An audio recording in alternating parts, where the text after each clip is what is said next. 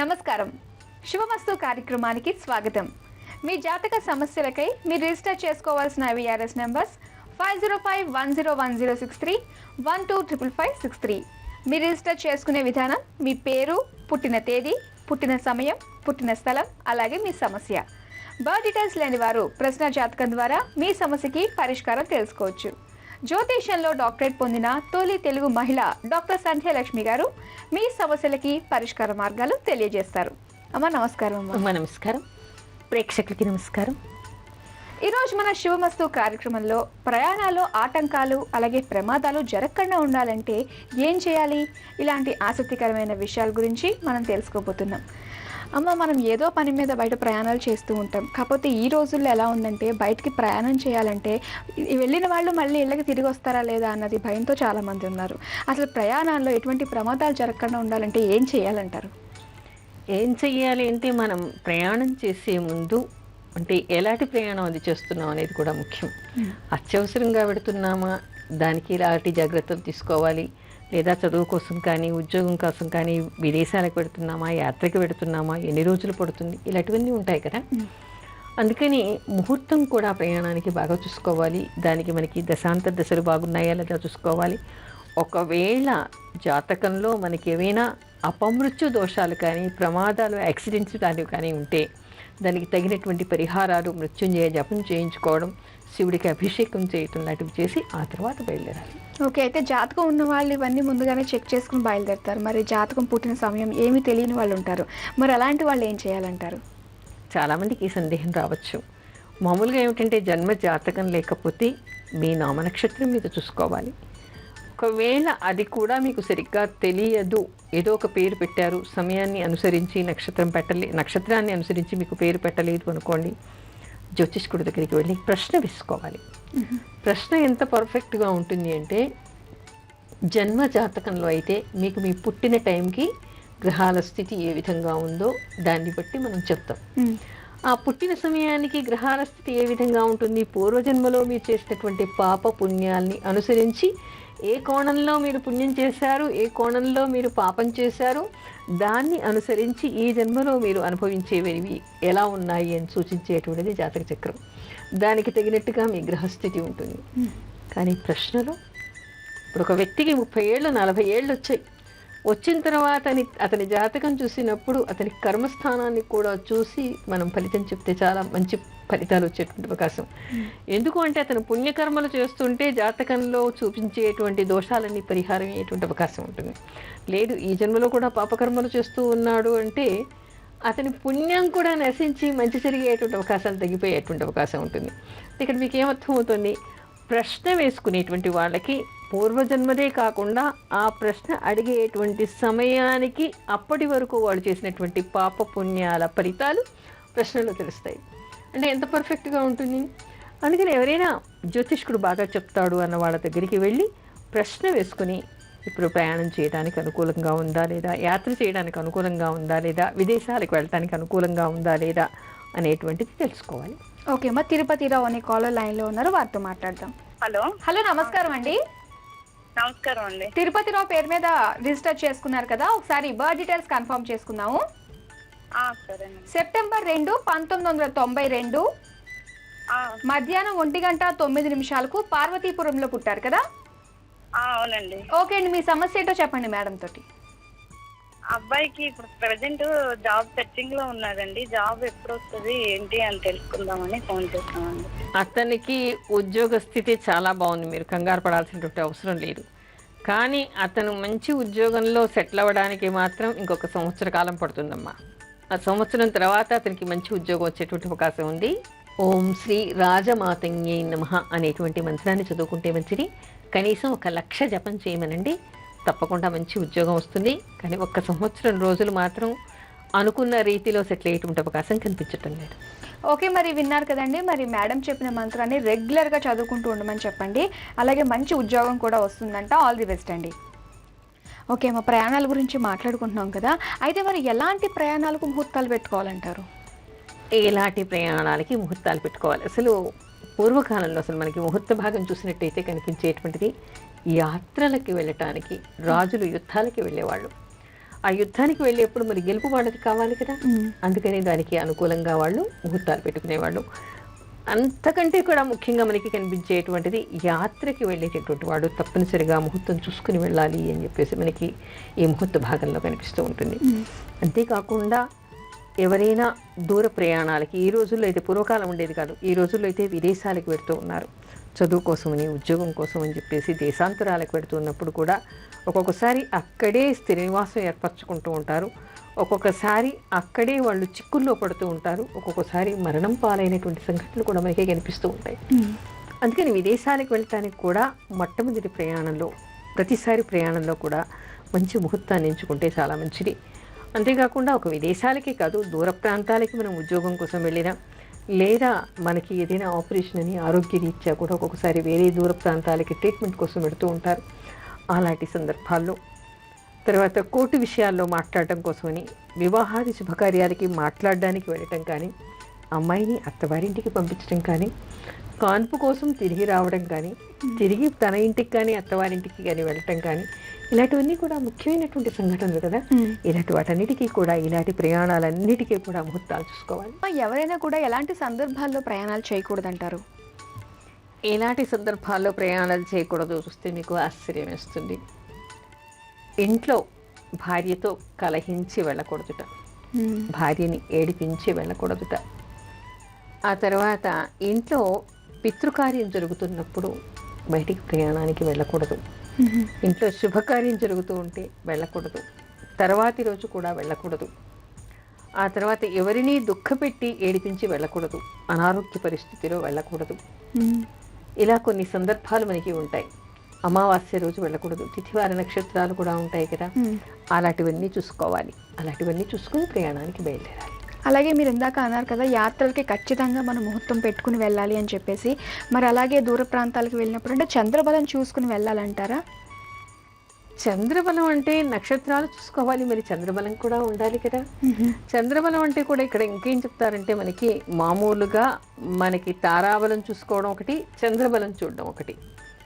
ఎవరి నక్షత్రానికి వాళ్ళకి తారాబలం చూసుకోవాలి. అంతేకాకుండా చంద్రబలం అంటే చంద్రుడు మనకి కృష్ణపక్షంలో తరుగుతాడని, శుక్లపక్షంలో పెరుగుతాడని అందరికీ తెలుసు. కానీ చంద్రబలం చూసుకునేటువంటి విధానం మాత్రం అది కాదు.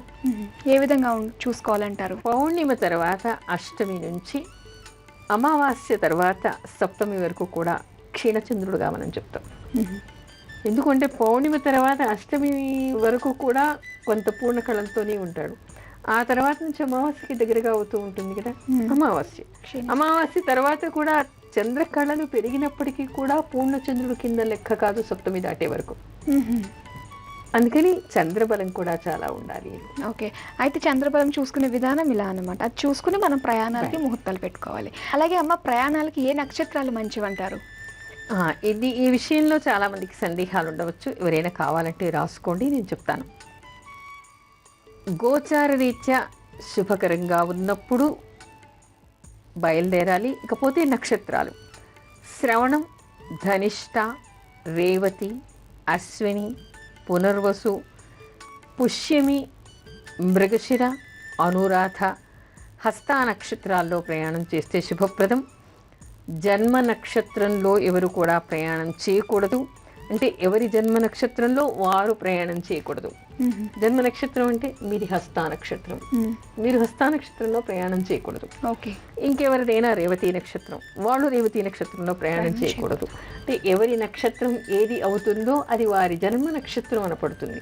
అందుకని వారి నక్షత్రం ఏ రోజు ఉంటుందో ఆ రోజు ముఖ్యమైనటువంటి ప్రయాణాలు చేయకూడదు. ఓకే అమ్మ, జయంతి అనే కాలర్ లైన్లో ఉన్నారు, వారితో మాట్లాడదాం. హలో హలో హలో నమస్కారం అండి. నమస్తే అండి. జయంతి పేరు మీద రిజిస్టర్ చేసుకున్నారు కదా? అవునండి. ఓకే, మీది ప్రశ్న జాతకం అండి. మీ సమస్య ఏంటో మేడంతో చెప్పండి. అలాగే, నమస్కారం. నమస్కారం, చెప్పండి. అమ్మ, నేను మా వారి గురించి తెలుసుకోవాలని అనుకుంటున్నానండి. మీ వారి గురించి ఏం తెలుసుకోవాలి? మా వారి పేరు శ్రీనివాస్ అండి. మా వారు ఎయిర్ ఫోర్స్ లో 20 ఏళ్ళు సార్జెంట్ గా చేశారమ్మా. ఆ తర్వాత రిలయన్స్ కమ్యూనికేషన్ లో 8 ఏళ్ళ నుండి చేస్తున్నారు. ఇప్పుడు ప్రెసెంట్ రిజైన్ చేశారు జాబ్. సో అతని కెరీర్ ప్రకారంగా అబ్రాడ్ లో ట్రై చేస్తున్నాము జాబ్. ఏమన్నా జాబ్ అక్కడ వస్తుందా, ఎక్కడ సెటిల్ అవుతారా, అక్కడ అవుతారా, వెళ్తారా అబ్రాడ్ లేదా? వెళ్తారా వెళ్ళరా ఉద్యోగం కోసం అని మీ ప్రశ్న. అవునండి. వెళ్ళే అవకాశాలు చాలానే ఉన్నాయి, కానీ వెంటనే వెళ్ళేటువంటి అవకాశం మాత్రం ఎంత మాత్రం లేదు. కొంత సమయం పడుతుంది, దీనికోసం కొంతకాలం మీరు ఆగాలి. ఆ తర్వాత మాత్రమే వెళ్ళే అవకాశం ఉంది. రెమెడీస్ ఏమన్నా? రెమెడీస్ అంటే ఇప్పుడు దాదాపు ఒక సంవత్సర కాలం ఆగాల్సి వస్తుంది. ఆ తర్వాత అయినా ఉద్యోగం కోసం ఓం శ్రీ రాజమాతంగే నమః అనేటువంటి మంత్రాన్ని చదువుకోండి. ఓకే, మరి విన్నారు కదండి, కాస్త టైం పడుతుందంట. మరి ఈ టైంలో చక్కగా దైవారాధనలు అలాగే మేడం చెప్పిన మంత్రాలు ఇవన్నీ కూడా చదువుకుంటూ ఉండండి. మీరు అనుకున్నట్టుగానే అబ్రాడ్ వెళ్ళి అక్కడ మీరు సెటిల్ అవుతారు. ఆల్ ది బెస్ట్ అండి. ఓకే అమ్మ, అయితే మరి ఇలాగా ప్రయాణాలకి మనం తారాబలం కూడా చూసుకోవాలి అని చెప్పేసి అన్నారు కదా. తారాబలం ఏ విధంగా చూసుకోవాలంటారు? ఇదివరకు మనం ప్రోగ్రాంలో కూడా శివమస్తులు తారాబలం ఎలా చూసుకోవాలి అని చెప్పుకున్నాం. మామూలుగా ఏమిటంటే ఎవరైనా సరే వాళ్ళ జన్మ నక్షత్రం రోజు ప్రయాణం చేయకూడదు. ఆ తర్వాత వాళ్ళ జన్మ నక్షత్రం నుంచి 3వ నక్షత్రం విపత్తార అవుతుంది, విపత్తారలో బయలుదేరకూడదు. 5వ నక్షత్రం ప్రత్యక్తార అవుతుంది, ప్రత్యక్తారాలో బయలుదేరకూడదు. 7వ నక్షత్రం నైథన తార అవుతుంది, నైథన తారాలో కూడా పనికిరాదు. కానీ ఇన్ని నియమాలు పెట్టుకుంటే కష్టం కాబట్టి మళ్ళీ దానిలో మనకి సడలింపులు ఉన్నాయి. ఇదివరకు మనకి తారాబలం చెప్పుకున్నప్పుడు నేను చాలాసార్లు కూడా చెప్పాను. ప్రథమం జన్మం త్యాజం, ద్వితీయం విపత్యాజం, తృతీయం ప్రత్యక్త్యాజం, నైథనం సర్వత్ర వర్జయేత్ అంటారు. అంటే ఏమిటి? మీ జన్మ నక్షత్రం 3 రౌండ్లుగా మనం 27 నక్షత్రాన్ని లెక్కిస్తాం. అలా ఉన్నప్పుడు మొట్టమొదటి రౌండ్లో మీ జన్మ నక్షత్రం ఏదో అది మీకు పనికిరాదు.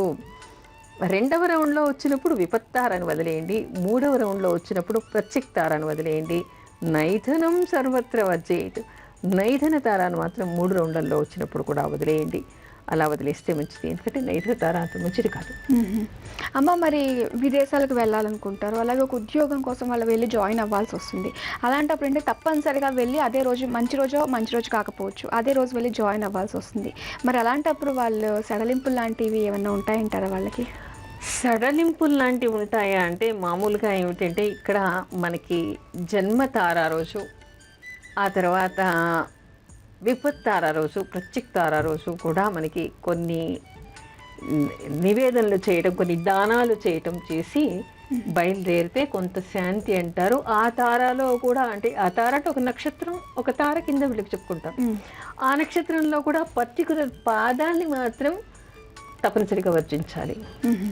అంటే ఏమిటి? ఇప్పుడు విపత్తార ఉంది, విపత్తార అంటే ఒక విపత్తార అనేటువంటి నక్షత్రము ఇప్పుడు మీది హస్త నక్షత్రం, హస్త చిత్త స్వాతి, స్వాతి మీకు విపత్తార అవుతుంది. స్వాతి నక్షత్రం ఒక రోజంతా ఉంటుంది. ఒక రోజంతా వదిలేయటం కాకుండా విపత్తారాలో ఒక ప్రత్యేకమైనటువంటి పాదం చెప్తారు. ఆ పాదం ఉన్నటువంటి సమయాన్ని వదిలేసి మిగతా సమయంలో బయలుదేరాల్సి వస్తే విపత్తార రోజు ప్రత్యేకమైన దానం చేసి బయలుదేరాలి అంటారు. ఆ దానాలు కూడా ఎలా ఉంటాయంటారమ్మా? చెప్తాను. అయితే అసలు ముఖ్యంగా ఏ తారలో ఏది వదిలేయాలి అనేది ముందు తెలుసుకుందాం. అది కూడా చెప్తాను, ఎవరైనా కావాలంటే దీన్ని కూడా రాసుకోవచ్చు. జన్మతారాలో 3వ పాదాన్ని వదిలేయాలి, విపత్తారాలో మొదటి పాదాన్ని వదిలేయాలి, ప్రత్యక్తారాలో 4వ పాదాన్ని వదిలేయాలి, నైథన తారాలో 2వ పాదంలో మాత్రం పూర్తిగా వదిలేయాలి. అమ్మ, మరి ప్రయాణానికి ఏ తిథులు పనికిరావంటారు? ప్రయాణానికి పనికిరానటువంటి తిథులు కూడా ఎవరైనా కావాలంటే రాసుకోవచ్చు. అష్టమి, నవమి, చవితి, చతుర్దశి, ద్వాదశి, శుద్ధ పాడ్యమి, అమావాస్య, పూర్ణిమ, ఈ తిథుల్లో ఎవరు కూడా ప్రయాణం చేయకూడదు. అలాగే వారాలమ్మ, ఏ వారాలు పనిచేయవు? ఏ వారాలు అనే దానికంటే కూడా ఏ వారం ఉన్న రోజు ఏ నక్షత్రం వస్తే ఏమిటి, ఏ దిక్కు వెళ్ళకూడదని తెలుసుకుంటే మంచిది. ఎందుకంటే వారంలో మనకి 7 రోజులు ఏదో ఒక రోజు పనికిరాదు అంటే ఆ రోజు నక్షత్రం ఉండకపోవచ్చు, ఇంకేదైనా ఉండకపోవచ్చు. దానికంటే ముఖ్యంగా పాటించవలసింది ఏమిటంటే ఏ నక్షత్రాలు ఏ వారాల్లో వచ్చినప్పుడు ఎటువైపు బయలుదేరకూడదు అనేటువంటి విషయం చాలా ముఖ్యంగా తెలుసుకోవాలి. అది కూడా చెప్తాను, ఎవరైనా కావాలంటే రాసుకోవచ్చు. సోమవారం, శనివారం, జ్యేష్ఠ నక్షత్రం ఇవి ఉన్నప్పుడు తూర్పు వైపు ప్రయాణం చేయకూడదు. అంటే సోమవారం జ్యేష్ఠ నక్షత్రం, శనివారం జ్యేష్ఠ నక్షత్రం అని కాదు. సోమవారం కానీ, శనివారం కానీ, జ్యేష్ఠ నక్షత్రం ఉన్నప్పుడు కానీ తూర్పు వైపు ప్రయాణం చేయకూడదు. ఆ తర్వాత పూర్వభాద్ర నక్షత్రంలో కానీ గురువారం కానీ దక్షిణ దిశగా ప్రయాణం చేయకూడదు. ఆ తర్వాత ఆదివారంలో కానీ శుక్రవారం కానీ రోహిణీ నక్షత్రంలో కానీ పడమర దిక్కుగా ప్రయాణం చేయకూడదు. ఆ తర్వాత ఉత్తరా నక్షత్రంలో కానీ మంగళ బుధవారాల్లో కానీ ఉత్తర దిక్కుగా ప్రయాణం చేయకూడదు. ఓకే అమ్మ, మరి ఇందాక మనం మాట్లాడుకున్నాం కదా, ప్రయాణానికి తారలు కూడా చూసుకోవాలి, తారాబలం కూడా చూసుకోవాలి అన్నారు. అయితే చిన్న చిన్న వర్జించడాలు కూడా అని చెప్పేసి అనుకున్నాం. అయితే వర్జించాల్సి వచ్చినప్పుడు కొన్ని రెమెడీస్ చేసుకోవాలి అని చెప్పేసి అన్నారు, దానాలు చేసుకోవాలన్నారు. మరి దానాల గురించి కూడా తెలియజేస్తారా? దానాల గురించి దానికంటే కూడా ఇంకొక విషయం కూడా ఏమిటి అంటే, ఈ తిథులు, వారాలు, నక్షత్రాలు, దిక్కులే కాకుండా సమయాలు కూడా. ముఖ్యంగా సమయాలు ఏమిటంటే, వర్జ సమయంలో ఎవరు కూడా బయలుదేరకండి. వర్జ సమయంలో ఎప్పుడు కూడా మంచిది కాదు. విషఘటికలు అంటారు. అంటే విషఘటికలు అంటే మామూలుగా పాము కొడితే ఏ విధంగా ఉంటుందో బాధ, అంతటి బాధ కలిగిస్తాయిట. అసలు వర్జ సమయంలో ఎవరైనా పుట్టినా కూడా శాంతి చేసుకోవాలి అంటారు. కేవలం అందరూ నక్షత్రమే కనుక్కుంటూ ఉంటారు. నక్షత్రానికే కాదు, వర్జ సమయంలో పుట్టినా కూడా వాళ్ళు తప్పనిసరిగా శాంతి చేసుకోవాలి. అదేవిధంగా వర్జ సమయంలో ఏలాంటి మంచి పనిని మొదలు పెట్టకూడదు. వర్జ సమయంలో ప్రయాణానికి బయలుదేరకూడదు. ప్రతి నక్షత్రంలో మనకి ఒక గంటన్నర, ఆ గంటన్నర సమయం మనకి విషఘటికలు ఉంటాయి. ప్రతి నక్షత్రానికి ఉంటుంది. మూలా నక్షత్రంలో 2 సార్లు ఉంటుంది. మూలా నక్షత్రంలో 2 సార్లు వస్తుంది. ఆ విషఘటికలు ఎప్పుడు ఉన్నాయో చూసుకొని అప్పుడు మాత్రం ప్రయాణాన్ని చేయకూడదు. అంటే ఆ సమయంలో బయలుదేరకూడదు. మనం బయలుదేరిన తర్వాత వర్జం వస్తే మనకేం నష్టం లేదు. కానీ వర్జ సమయంలో ప్రత్యేకంగా ఎవరు బయలుదేరకూడదు. ఏలాంటి ఒక ప్రయాణమే కాదు, ఏలాంటి శుభకార్యాలు, ఏలాంటి కొత్త పనులు ఏవి చేయాలనుకున్నా, ఎక్కడికి బయలుదేరాలనుకున్నా, ఏదైనా విషయాలు, ముఖ్యమైనటువంటి విషయాలు మాట్లాడాలనుకున్నా, సంతకాలు చేయాలనుకున్నా, అగ్రిమెంట్స్ సంతకాలు చేస్తూ ఉంటారు. ఎవరితో అయినా డిస్కషన్స్కి కూర్చుంటూ ఉంటారు. పెళ్లి మాటలు మాట్లాడుతూ ఉంటారు. ఇలాంటివన్నీ కూడా వర్జ సమయంలో వర్జించాలి. ఓకే, మరి దానాల గురించి తెలుసుకునే ముందు మనము శ్రీ రేష్మ అనే కాలర్తో మాట్లాడేద్దాము. హలో హలో హలో నమస్కారం అండి. నమస్తే అండి. శ్రీ రేష్మ పేరు మీద రిజిస్టర్ చేసుకున్నారు కదా? అవునండి. ఒకసారి బర్త్ డీటెయిల్స్ చెప్పండి. వాళ్ళ మధ్య మాట్లాడుతున్నాను. ఒకసారి బర్త్ డీటెయిల్స్ కన్ఫర్మ్ చేసుకుందాం అండి. చెప్పండి.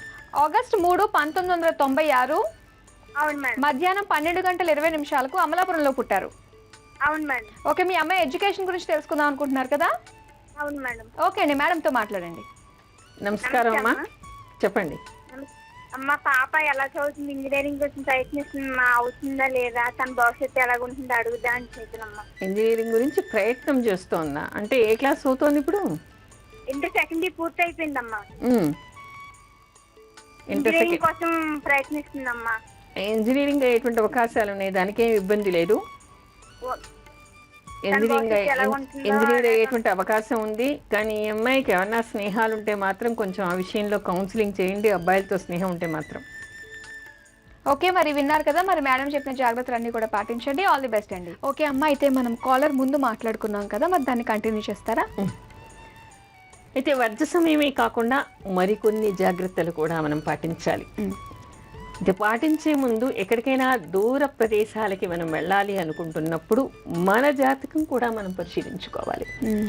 మన జాతకంలో ఏవైనా దోషాలు, అపమృత్యు దోషాలు ఉన్నాయి అంటే మాత్రం తప్పనిసరిగా దానికి మృత్యుంజయ జపం, పరిహారాలు చేసుకున్న తర్వాత మాత్రమే మనం బయలుదేరాలి.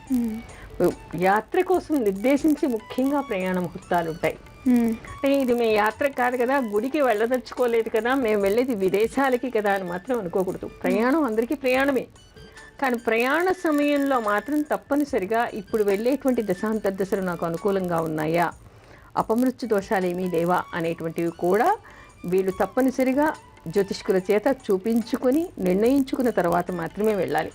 ఎందుకంటే ఫ్లైట్స్ పడిపోవటం, అక్కడికి వెళ్ళిన తర్వాత వీళ్ళకి ఉద్యోగాలు లేకుండా బెంచ్ మీద కూర్చోవడం, ఉద్యోగాలు పోవడం, మర్డర్లు జరగడం, ఆత్మహత్యలు చేసుకోవడం ఒక కళలాగా, చాలామందికి విదేశాలకు వెళ్తున్నామంటే ఒక పెద్ద కళలాగా ఉంటుంది. ఫారెన్ వెళ్తున్నాను, నేను యూఎస్ వెళ్తానా అని అడుగుతూ ఉంటారు. అలా అనుకోవడం కంటే కూడా వెళ్ళినప్పుడు అందరికీ బాగుంటే మనకి బాగుండాలని లేదు కదా, మన జాతకంలో మనకి భవిష్యత్తు ఏ విధంగా ఉంది, ఇప్పుడు నడుస్తున్నటువంటి దశాంతర దశలు గోచార రీత్యా అనుకూలంగా ఉందా లేదా అనేటువంటి పరిశీలించిన తర్వాత ఏవైనా చిన్న చిన్న దోషాలు ఉంటే ఆ దోషాలకి పరిహారం చేసుకుని మనకి సరైనటువంటి సమయంలో మాత్రమే బయలుదేరితే మంచిది. ఒకవేళ అప్పుడు లేదనుకోండి, మనకు ఉవ్వెత్తున ఎగిసేటువంటి కోరికల్ని కొంచెం అదుపులో పెట్టుకుని ఆ మంచి కాలం వచ్చే వరకు ఇక్కడ వేరే చదువుకోవడం, మరో ఉద్యోగం చేసుకోవడం చేస్తే వీళ్ళకు ఉండేటువంటి ఇబ్బందులు, మెంటల్ టెన్షన్స్ అన్నీ కూడా తగ్గిపోయేటట్టు అవకాశం ఏర్పడుతుంది. ఓకే అమ్మ, చాలా మంచి విషయాలతో ఈరోజు మనం ప్రోగ్రామ్ ఎండ్ చేస్తున్నాము. మళ్ళీ రేపు కలుసుకుందాం అమ్మా. అలాగే. ఇది వాటి శుభమస్తు కార్యక్రమం. రేపటి కార్యక్రమంలో నవమి తిథి రోజు ప్రయాణం చేస్తే దోషమా, ఈ ప్రశ్నకు సమాధానం రేపటి కార్యక్రమంలో తెలుసుకుందాం. అంతవరకు సెలవు, నమస్కారం.